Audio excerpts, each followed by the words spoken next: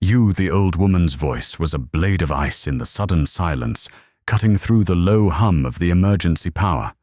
She stood in the doorway of the steel-lined room, her gaunt figure silhouetted against the harsh light of the hall, her eyes blazing with a fury that seemed to suck the very air from the space.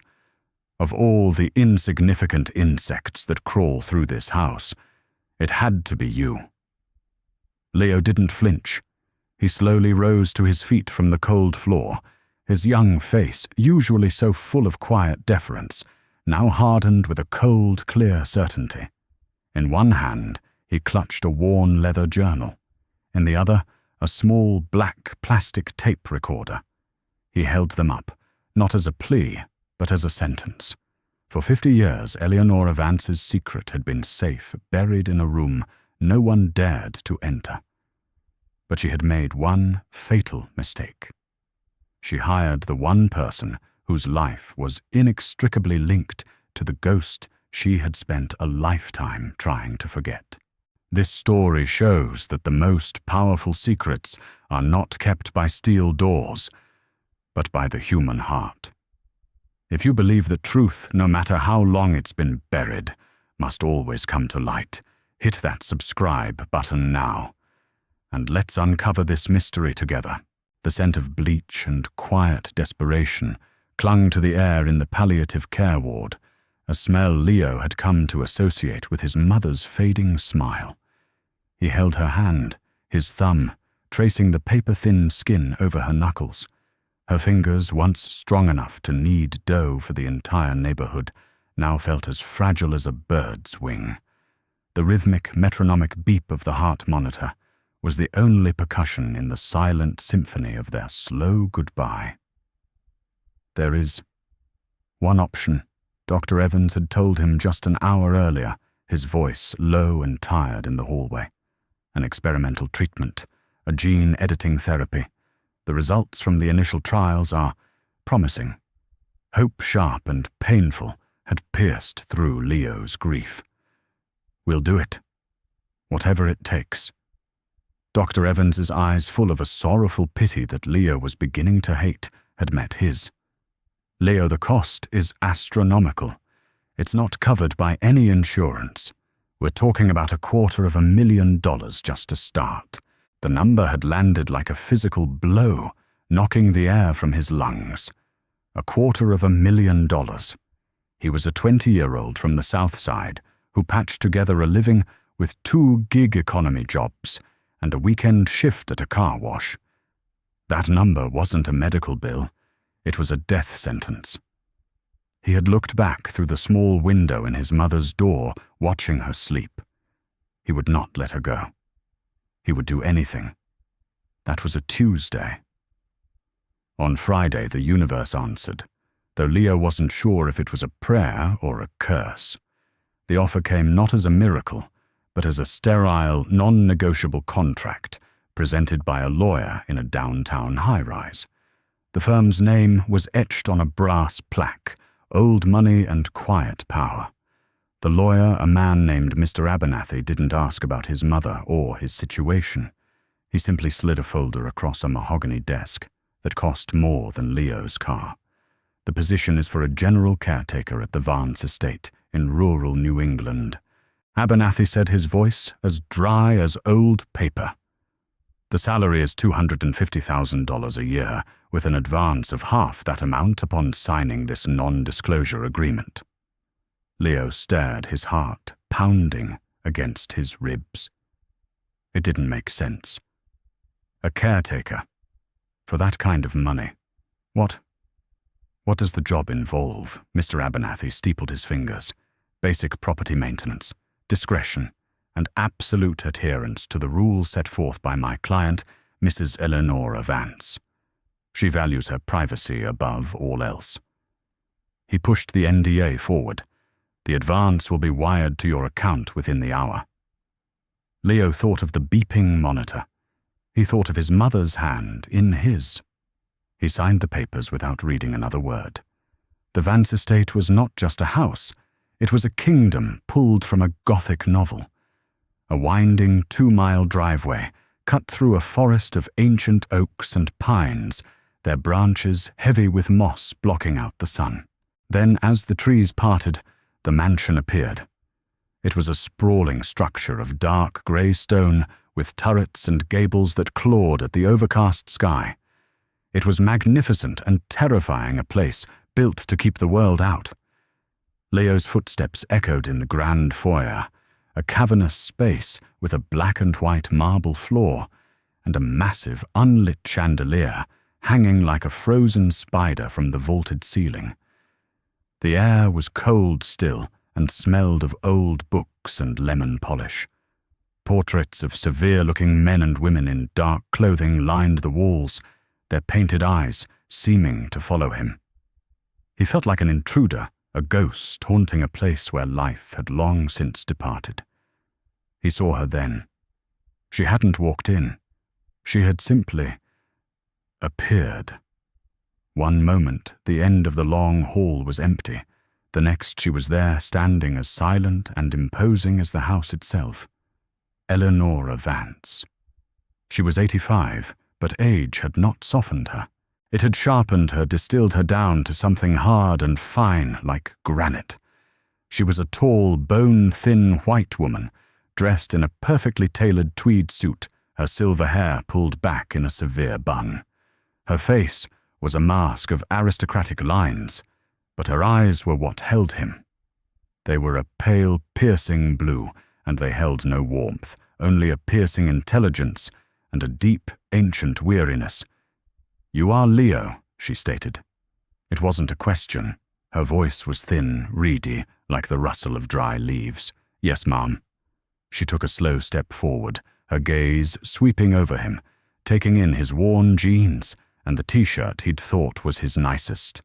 He felt appraised, measured, and dismissed in a single glance. "There are rules in this house," she said, her voice never rising above a whisper, yet it filled the cavernous hall. "You will find them on a list in your room.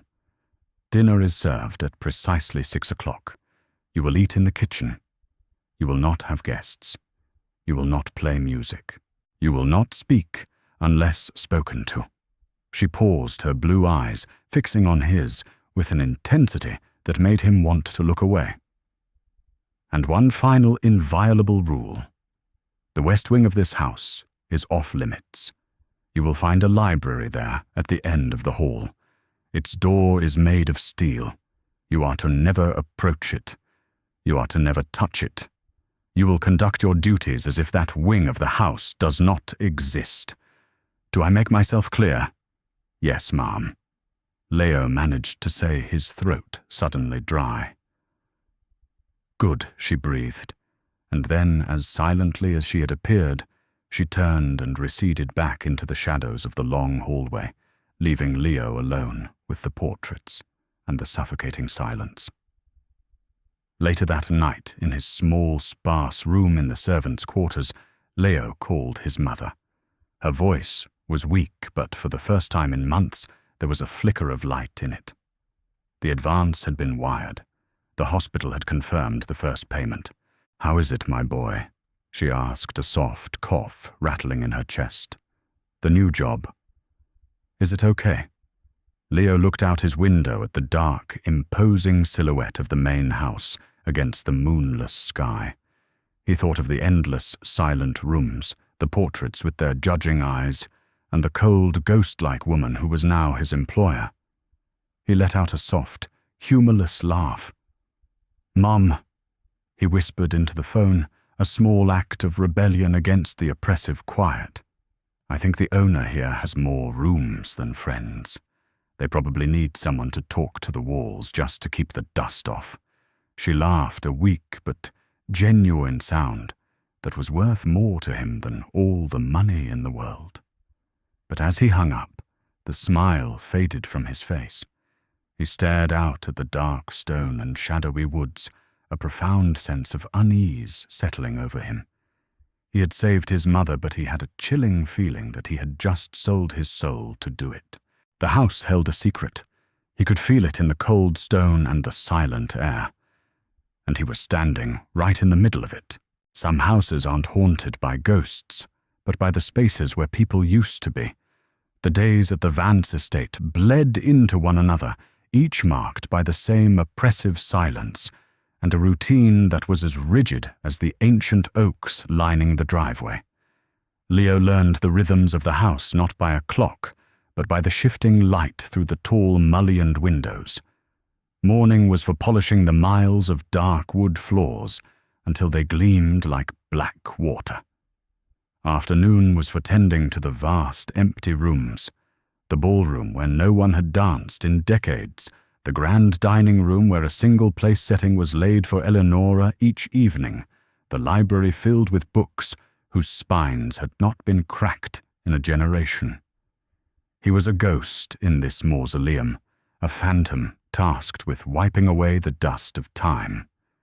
He moved through the halls with a practiced quiet, his worn sneakers making no sound on the thick Persian rugs.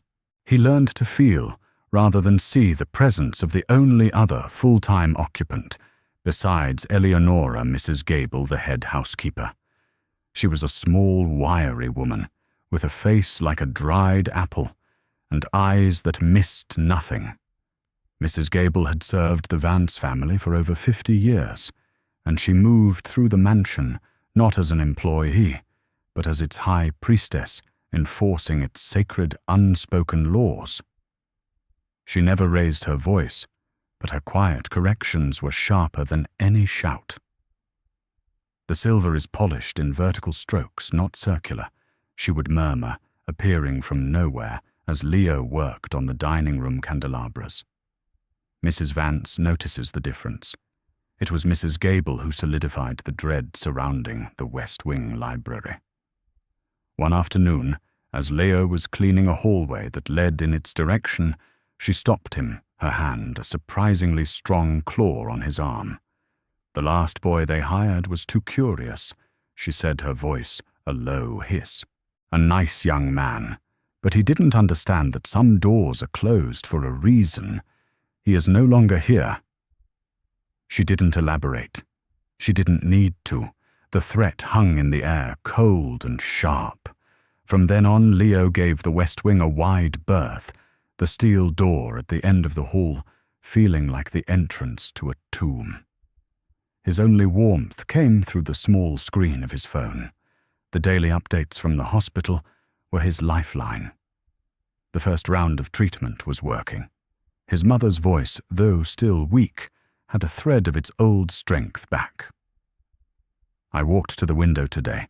Leo, she'd told him, and he'd had to press the phone hard against his ear to hide his sob of relief." That single sentence was enough. It was worth the silence, worth the cold stares, worth the feeling of being an insect trapped under glass.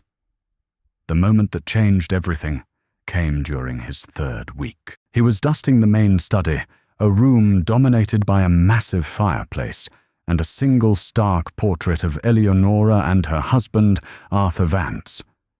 It was the only photograph of him on display in the entire house. In it, he was a man in his prime, handsome and vibrant, with a brilliant smile and eyes full of life. He stood beside a younger Eleonora, his arm around her. She was smiling too, a genuine, unguarded smile that transformed her severe features into something beautiful. It was a picture of two people deeply in love, a relic from a time before the silence had taken over. Leo found himself staring at it, at the ghost of the man who had vanished.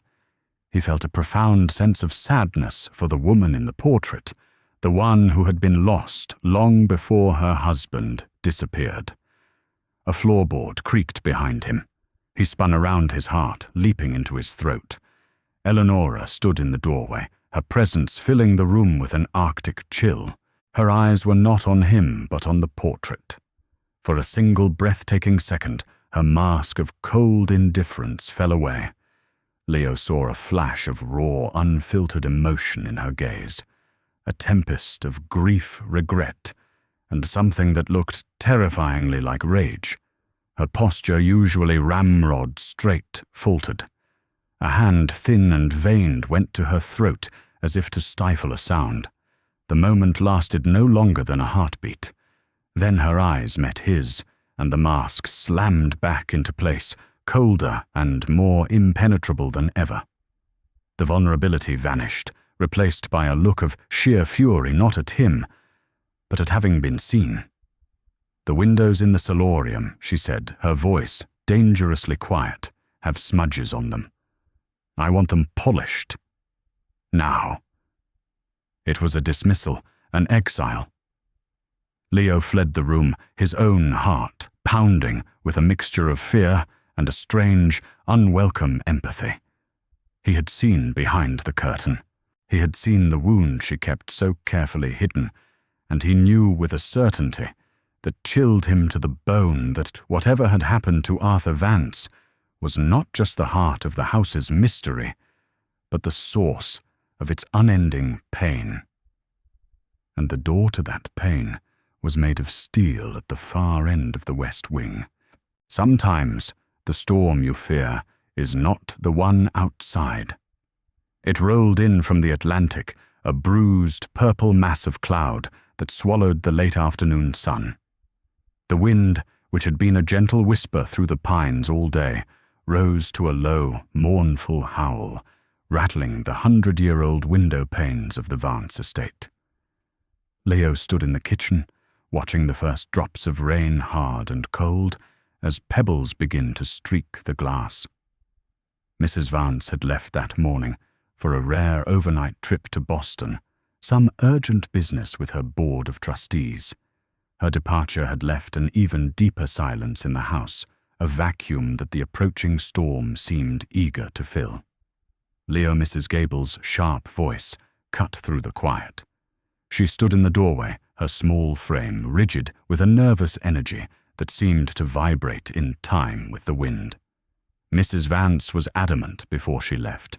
With this storm coming, the shutters on the West Wing windows must be secured, all of them. Leo's stomach tightened. The West Wing. He had followed the rules avoiding that corridor, as if it were radioactive.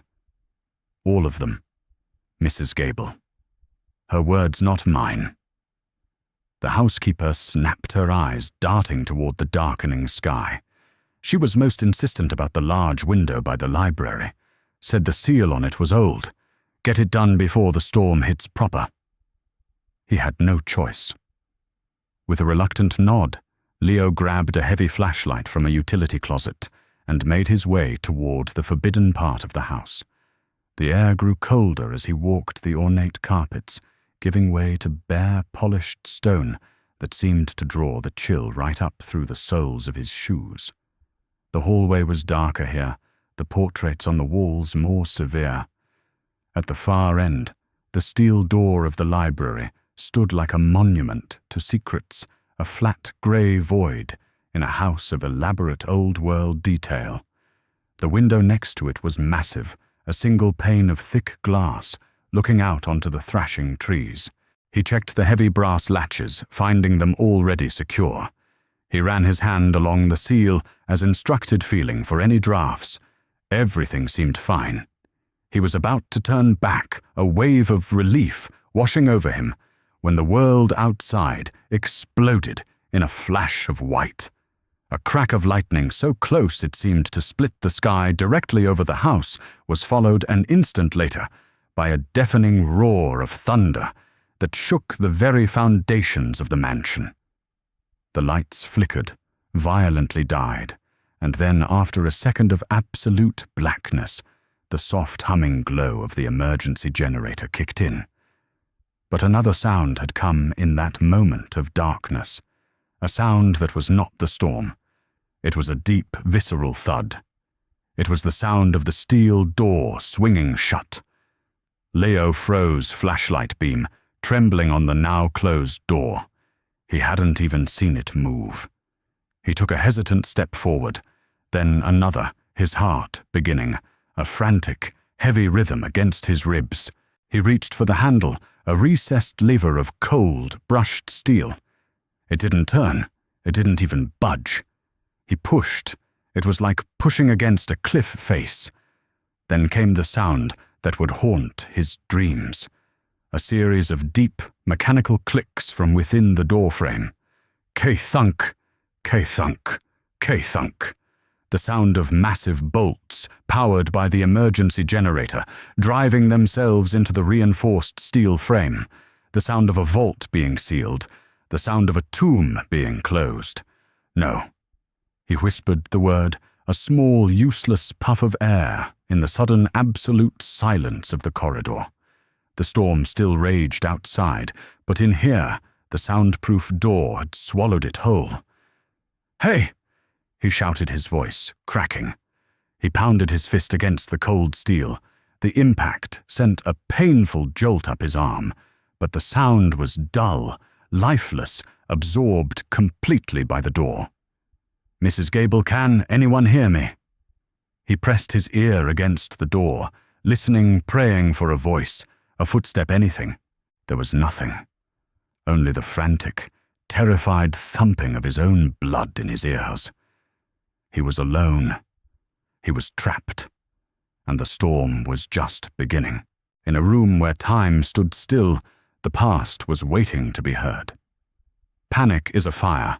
It burns hot and fast, consuming all reason, leaving behind only the ash of exhaustion.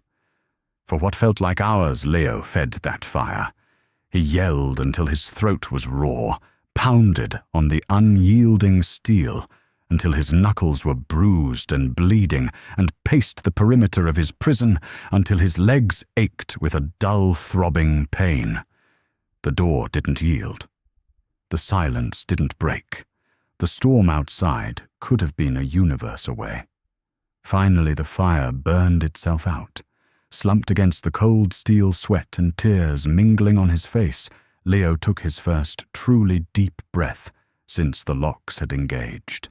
It was a breath of resignation, a breath of survival. He was trapped. Shouting would not save him. Panic would not save him. He had to think. He clicked on his heavy-duty flashlight, its powerful beam cutting a clean white cone through the oppressive darkness. He began a slow, methodical exploration of his cage. What he found surprised him. This was not the cold, empty vault he had imagined. This was a room frozen in time. In the center stood a heavy oak desk, its surface clear except for a single tarnished brass lamp. A deep leather armchair was pulled up to it, the cushion bearing the faint, permanent impression of a body that had spent countless hours there, thinking, reading, creating. The walls were not steel, but lined with bookshelves from floor to ceiling, filled with leather-bound volumes on theoretical physics, mechanical engineering, and classical literature. In one corner, a single cot was made with military precision, a wool blanket folded neatly at its foot. This wasn't just a panic room. It was someone's sanctuary. It was a study. It was a life.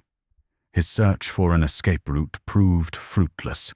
The walls were seamless, the door impenetrable, but behind a false panel disguised as a row of encyclopedias, he found the room's life support. There were cases of bottled water, a small first aid kit, and several boxes of foil-wrapped high-protein bars. And next to them, a metal tin of military-grade crackers, the kind with a manufacturing date stamped on the side that seemed impossibly old. Leo looked at the advanced humming air filtration system in the ceiling, the silent state-of-the-art climate control. He looked at the crackers.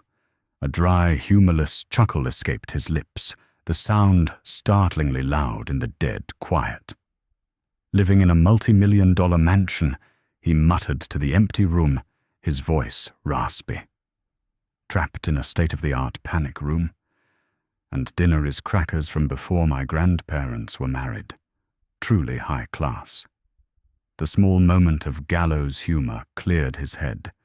He sat on the floor, leaning his back against the heavy desk, and slowly ate a protein bar that tasted like sweetened chalk.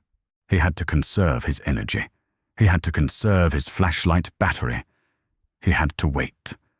Hours bled into what he thought might be a full day. He slept on the cot in fitful, nightmare-filled bursts. He drank the bottled water sparingly. The silence was the hardest part. It was an active, pressing thing, broken only by his own breathing and the frantic beating of his heart. It gave him too much time to think. About his mother, about Dr. Evans, about the hope that was now locked in this room with him.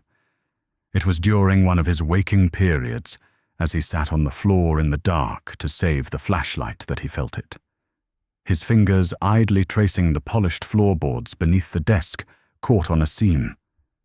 It was almost imperceptible, a line that didn't quite match the others. His heart gave a hopeful leap. A trapdoor. A hidden passage. He scrambled for the flashlight, aiming the beam at the floor. He was right. One of the wide oak planks had a tiny, almost invisible indentation at its edge. Using his fingernails, he pried at it. It was stiff, sealed by half a century of disuse. He took one of the heavy leather-bound books from the shelf and used its corner as a lever, jamming it into the crack and pushing with all his weight. With a low groan of ancient protesting wood, the board gave way.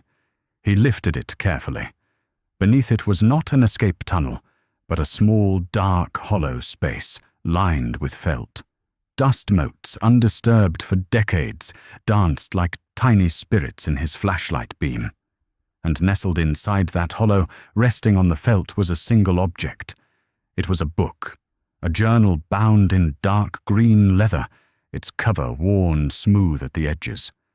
It was held shut by a simple leather strap. His hand trembled as he reached into the space and lifted it out. It felt heavy in his hands, heavy with the weight of years, the weight of secrets. He carefully undid the strap. The old leather creaked in the silence. He opened the cover to the first page. The paper was yellowed with age, the ink a faded blue. In elegant looping cursive, a single name was written. Arthur Vance. A secret is not a wall. It is a cage, and he was about to find the bones of the man who died inside it.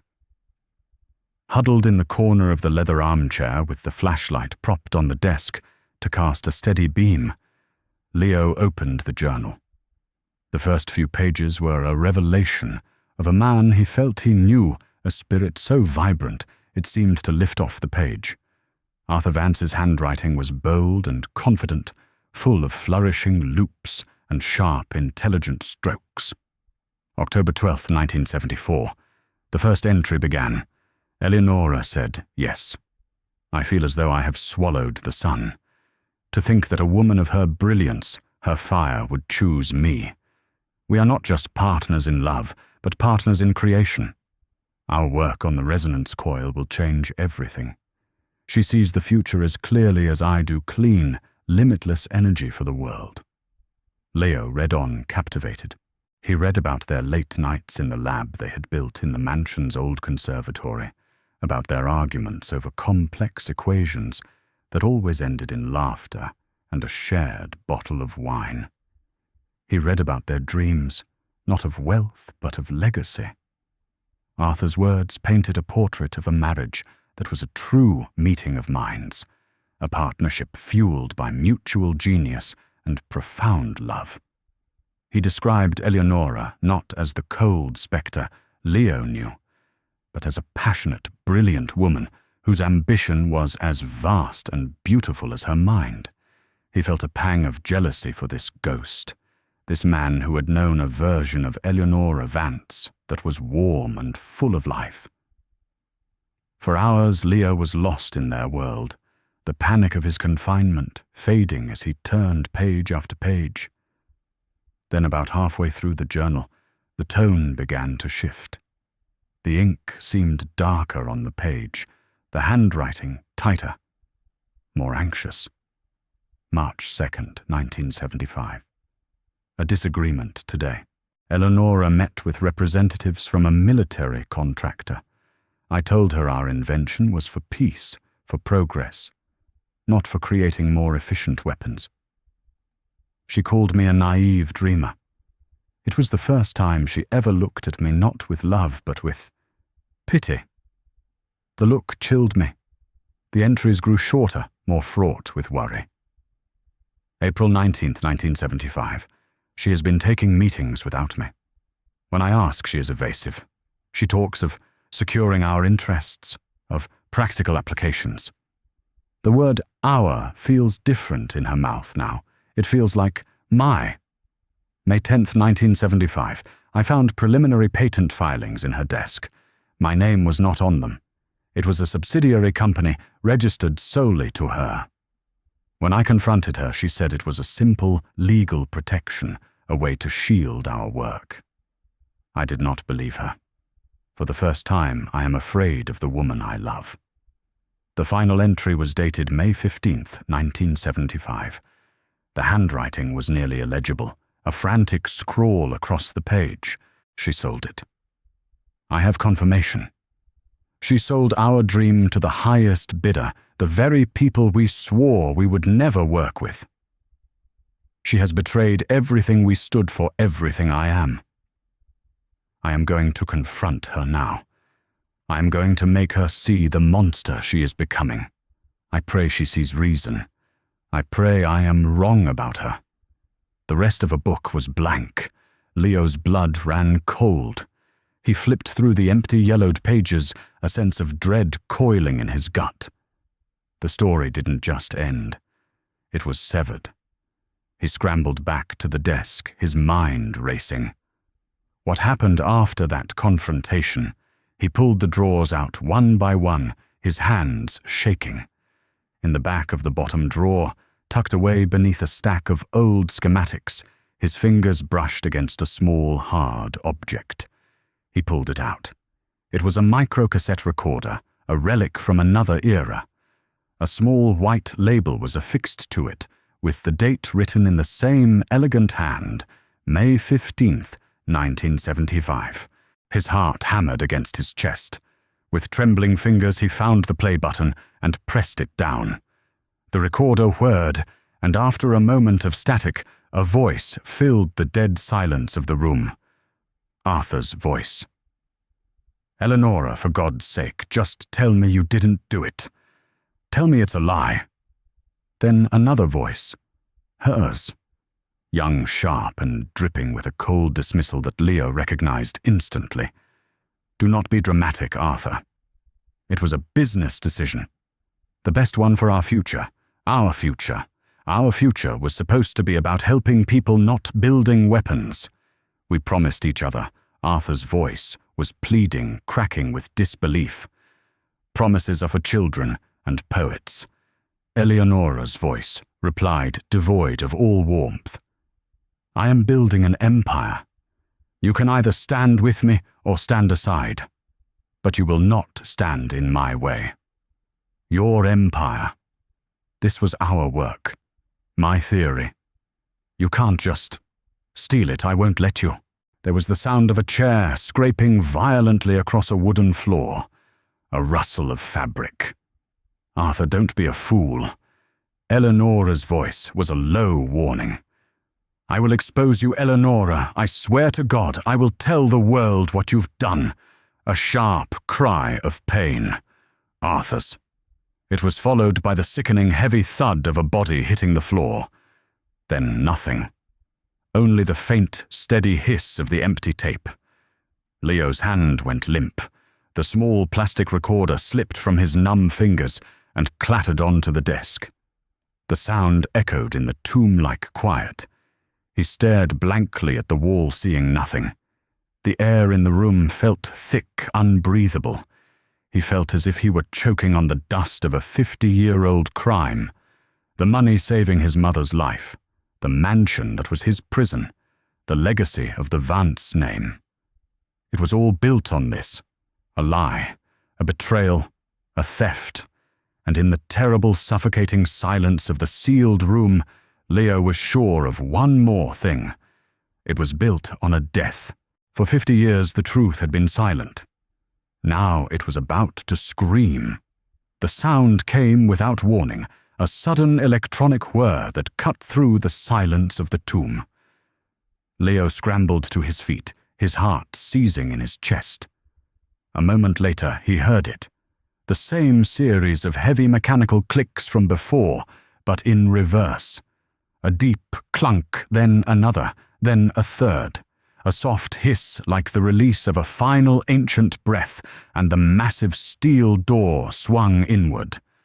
Light flooded the room so bright after the gloom that it was physically painful. Leo threw a hand up to shield his eyes. Silhouetted against the brilliant light of the hallway stood the tall, gaunt figure of Eleonora Vance. She hadn't seen him yet.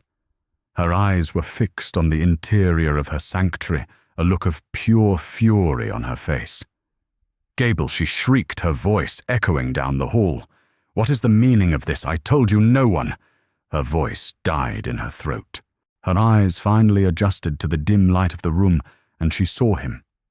Leo, standing beside the desk, bathed in the beam of his flashlight. The rage on her face curdled into something else. A cold, dangerous shock. "You," she breathed, her voice dropping to a whisper of ice. "How did you get in here? What have you done?" She took a step into the room, her presence radiating a power that had ruled this house for half a century. But the boy who had once flinched from her gaze was gone. In his place stood a man holding the ghosts of the past in his hands. Leo didn't answer her question. He simply raised his right hand, the leather-bound journal held between his fingers. In his left, he held the small, black micro-cassette recorder. He was no longer the help. He was the judge. "I think the question isn't how I got in Mrs. Vance," he said, his voice quiet, steady, and utterly devoid of fear. "It's what I found." Eleonora's eyes locked onto the journal, and for a fleeting instant, Leo saw the same raw panic he'd seen in the study. She quickly masked it with a sneer. "You have no right. You are an employee in my home. You have violated my trust, my privacy, in the most egregious way imaginable. You will be fired. You will be prosecuted." "He loved you," Leo said, ignoring her threats. He took a step forward, his voice filling the small sacred space. "He wrote about you on every page. The way you laughed, the way you challenged him. He thought you were the sun. He opened the journal, its brittle pages whispering in the quiet. He trusted you with his work, with his dreams, with his life." "You know nothing," she hissed, her hands clenching into fists at her sides. "You are a boy reading the sentimental ramblings of a dead man. That is ancient history. Private matters that are none of your concern. Was it a private matter when you filed the patents under your name?" Leo countered, his voice sharp as broken glass. "Was it a private matter when you met with the military contractors, the ones he begged you to stay away from?" Eleonora flinched, as if he had struck her. He was a dreamer, a naive fool. He would have let our work die on the vine because of his childish principles. "I built an empire with that technology. I built this. He would have built a charity. He would have built a better world," Leo shot back. He held up the small black recorder. "But you didn't just steal his work, did you, Eleonora? You silenced him." He pressed the play button. The tinny, ghostly sound of Arthur Vance's voice filled the room after 50 years of silence. "I will expose you, Eleonora. I swear to God, I will tell the world what you've done. The sound of the struggle. The sharp cry of pain, the sickening thud." Leo clicked the stop button. The sudden silence was more damning than any sound, and in that silence, Eleonora Vance finally broke. The iron control she had maintained for 5 decades shattered. A sob, a raw, ragged sound of pure agony tore from her throat. Her body, once so rigid, seemed to collapse into itself. She staggered back, catching herself on the edge of the heavy oak desk, his desk. "I loved him," she wept, the words choked and broken. "You have to believe me. He was my everything. My sun, my moon, My world. Tears streamed down her wrinkled cheeks, carving clean paths through the dust of years. But he was weak. His conscience was a luxury I knew we couldn't afford. The world doesn't reward dreamers. It rewards builders. It rewards lions, not lambs. She looked at Leo, her eyes pleading, desperate for an absolution he could not give. That night, he was going to ruin everything. He was going to go to the press, destroy our life's work. I tried to stop him. I grabbed for the journal. He pushed me away. We struggled. Her voice dropped to a barely audible whisper, a confession meant only for the ghosts in the room. He fell. His head hit the corner of the desk. This desk. She placed a trembling hand on the dark, polished wood. There was so much blood. He wasn't breathing. I tried to help him, but it was too late. She looked up, her gaze, lost in the horror of the memory. I panicked. I was alone. I knew they would say I killed him for the invention. They would take everything, so I hid him. I buried him myself out in the deep woods under the old oak, and I told the world he had left me. I told them my heart was broken. She let out a dry, rattling laugh that was more terrible than any scream. And it was. My heart was broken, because I had become the monster he feared. I built this empire on his bones. I have slept in this house every night for 50 years, knowing he was out there in the cold ground. This house isn't a home, boy. It's a tomb, and I have been its only prisoner. She slid down her body, giving out, and collapsed into the leather armchair, her sobs echoing in the room where her life had both begun and ended. Leo stood over her, the journal and the recorder feeling impossibly heavy in his hands. The anger that had burned in him was gone, replaced by a vast, hollow emptiness. He was no longer looking at a monster. He was looking at a profoundly broken, lonely old woman, finally crushed under the weight of a secret she had carried for a lifetime. He was her caretaker, her employee. But now, in the silent aftermath of her confession, he had become something else entirely. He had become her confessor and her judge. The truth did not set him free. It made him a warden. He left her there, a crumpled heap of tweed and regret in the silent, sterile room. He walked out into the hallway, pulling the heavy steel door closed, though he did not let it lock. The click of the latch was soft, uncertain. A question, not a statement. He needed air. He needed a world that wasn't saturated with the 50-year-old ghosts of betrayal and death. He walked through the grand, silent halls of the mansion, but everything looked different now. The house was no longer just a cold, empty place. It was a crime scene. The priceless Ming vase on a pedestal in the foyer seemed to him to be dripping with blood. The intricate Persian rug under his feet felt as though it were woven with lies. The oil portraits on the wall with their severe, judging eyes were not just ancestors. They were silent witnesses who had watched a crime unfold and a fortune be built upon it. Every object screamed its tainted origin. This was the house that Arthur built, and the tomb that Eleonora had furnished.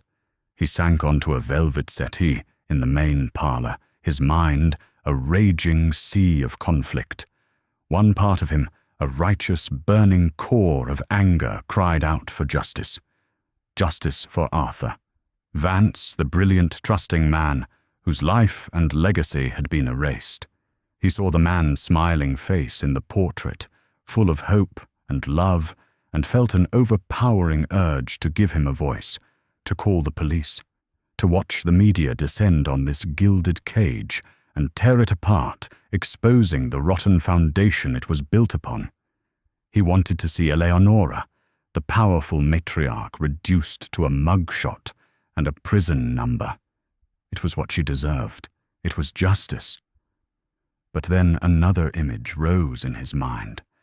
the image of an 85-year-old woman, her body racked with sobs, her face a mask of utter desolation. He saw not a monster, but a person who had been living in a prison of her own making for half a century. Her crime had bought her an empire, but it had cost her everything else: her love, her peace, her soul. She had not lived. She had merely presided over a long, lonely wake. Was there any justice in destroying what was already so profoundly broken?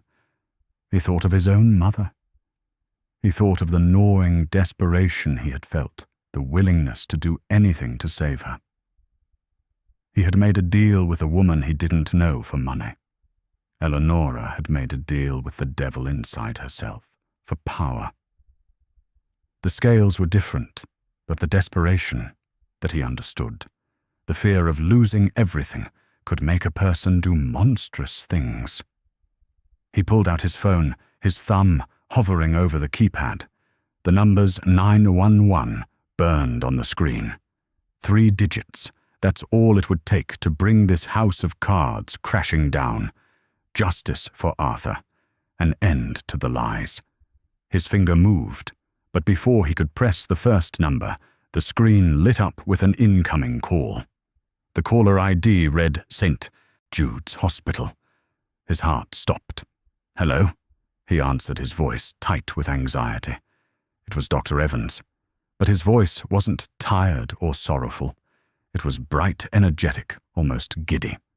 "Leo, my boy, I don't know what to say. It's a miracle.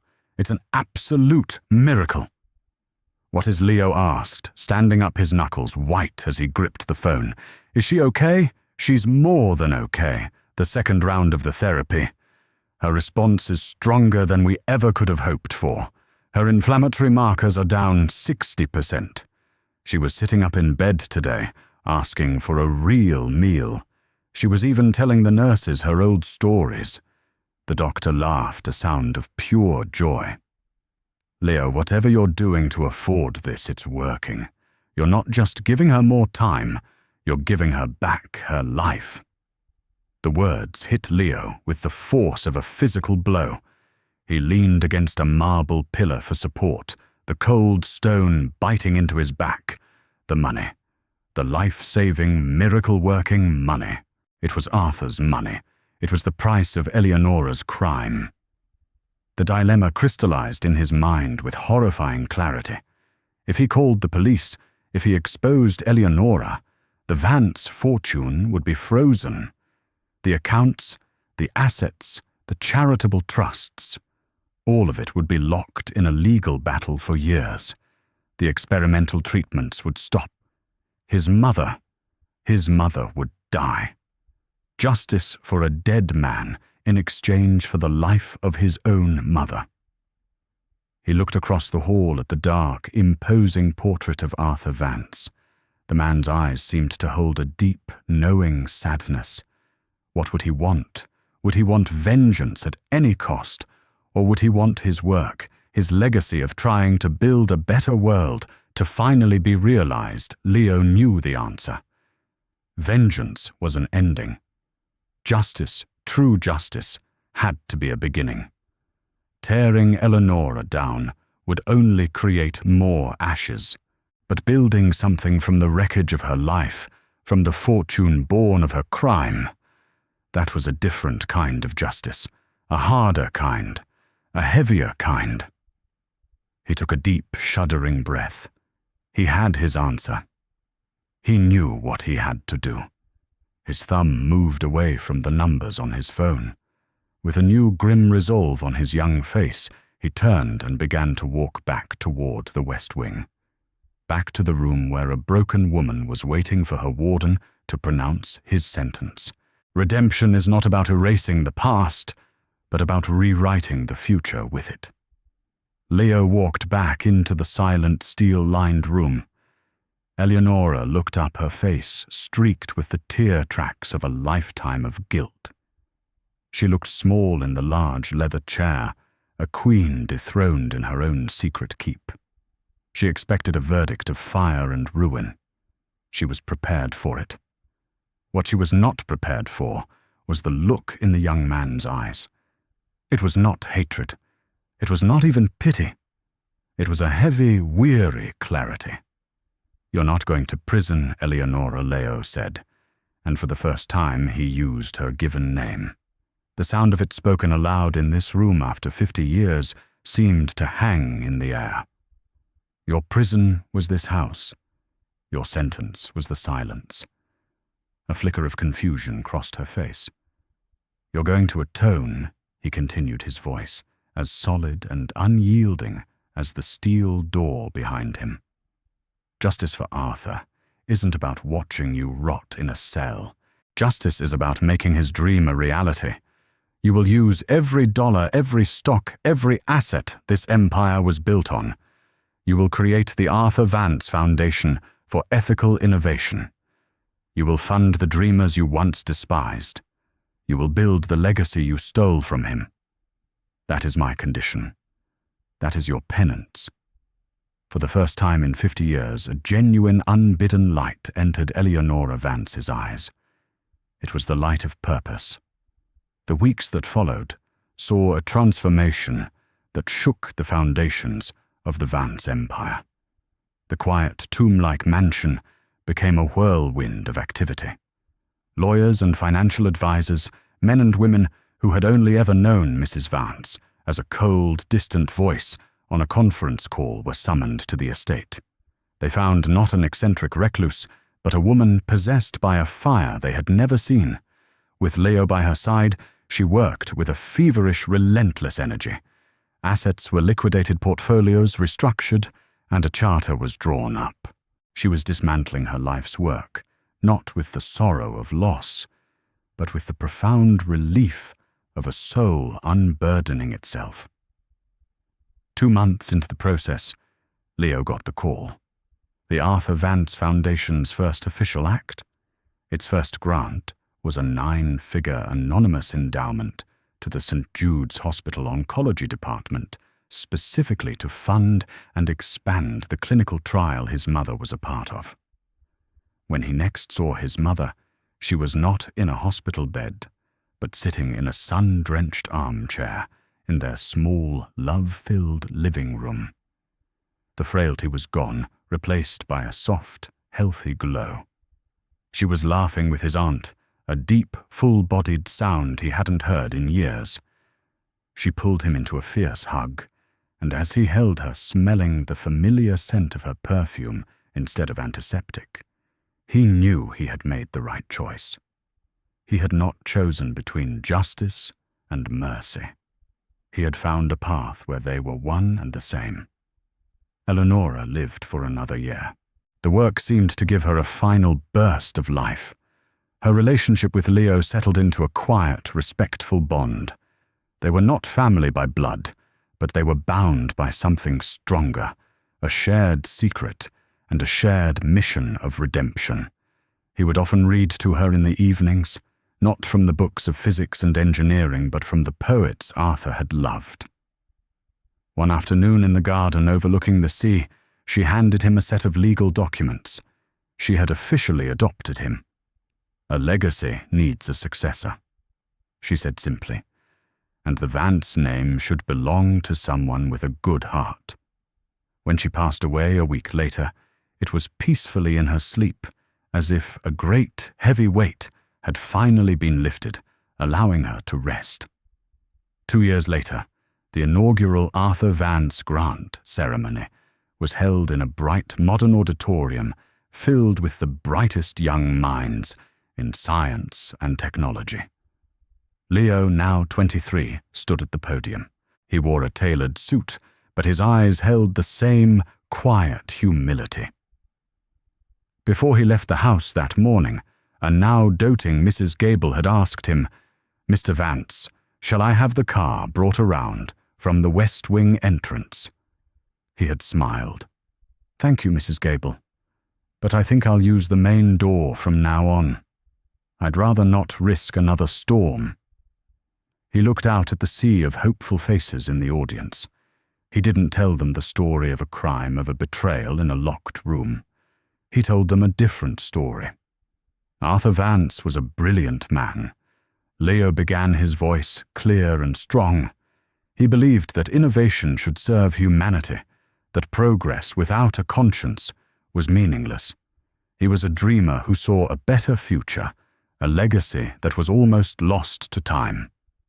Today, we don't just give a grant. We reignite that dream. We honor that legacy.